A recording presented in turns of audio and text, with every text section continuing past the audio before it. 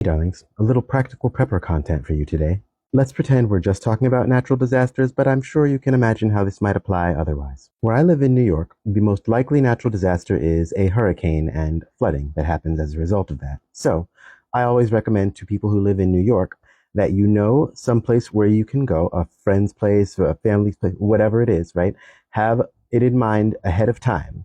Someone that lives in a zone that will not experience flooding, and give them a little bit of money and some supplies in advance. So when and if there is a hurricane or a flood in your area, if you're in one of the low-lying areas, you can just basically call them and then just head there, or just head there if it's that dire. Now, you can adapt this to your area and whatever the particular type of disasters that are most likely to happen there. In places where there are like wildfires, where you don't know which direction things could go, you can do kind of like a mutual version of the hurricane plan idea. The reason this is so important is because there's already going to be a lot of stress and strain during any time of catastrophes, disasters, etc.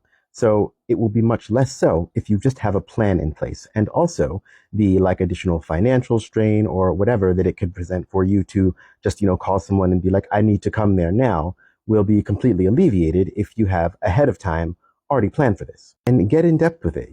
Like if you don't have the funds to give them money or to contribute to supplies, you can just make a plan like this is what I'll do when I show up or whatever, just so it's kind of like everybody knows that everyone's doing what they can, right? Because there's different abilities, there's different talents, everybody's sitting somewhere different.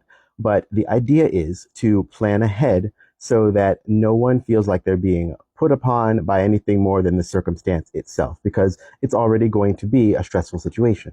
Now, if you haven't started prepping in your own place, I really highly recommend that you do that as soon as is humanly possible. Groups like FEMA say, 3 days of food and water is fine, and we all know how government agencies are about telling us what we really need to know to keep us safe. Whatever it is they tell you, at least triple it.